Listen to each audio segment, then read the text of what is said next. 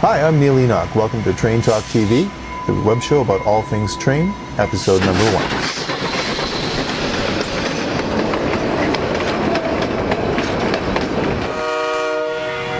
1. We started Train Talk TV to bring you all things railroad.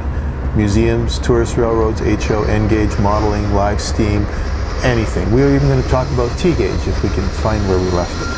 Alright, let's start with Amtrak. Amtrak added yet another great reason to take the train by making their Amtrak Connect wireless service standard on their Sailor route from Boston to Washington, D.C. This is great. I love working on the plane. I can't imagine having wireless in the train to be connected. That would be so cool.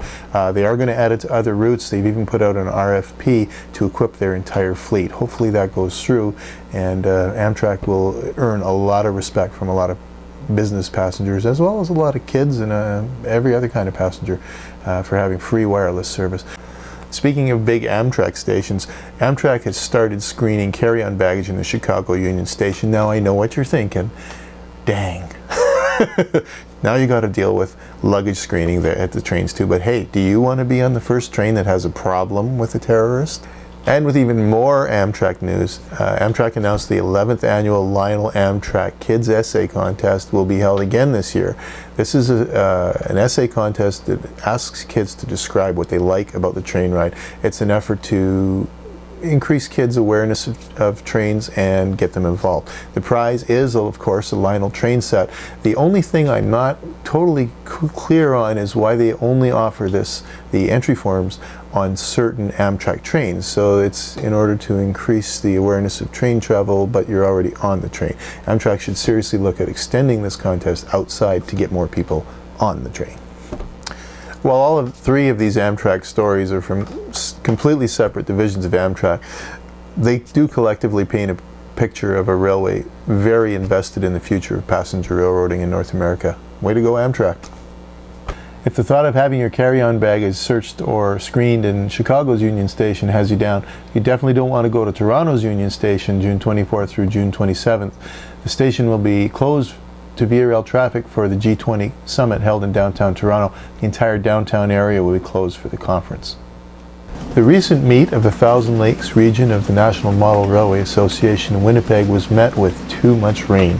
The dinner scheduled at the Assiniboine Valley Railway, the AVR, had to be cancelled because of yet another downpour. Members of the AVR were on hand just in case the weather broke, but no such luck. I was fortunate enough to have VP Vic St. Germain and member Ralph Steves open the AVR and tour me around the railroad the next day. The weather held for me. The AVR packs more scale railroading into its few acres than most basement layouts and a lot of short-line full-scale railroads. It has numerous passing tracks, switching sidings, it runs two-way mainline traffic, stuff you just don't see on a lot of 1/8 gauge railways. While I was there, they'd been pumping water out of the site for 2 days, and fortunately there were no washouts. The railroad is open for public rides certain weekends and is most famous for its dinner train held in the fall. But to get the schedule, you'll need to go to their website, check the show notes. This episode of Train Talk TV is brought to you by Cribscape's collectible cribbage boards. Their railroad cribbage board is carved from a block of solid wood. It's something that you've never seen before. If looking for a gift for a railroader or even a cribbage player, it's something special. Please visit our website, traintalk.tv.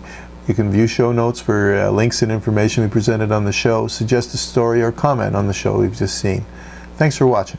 Bye.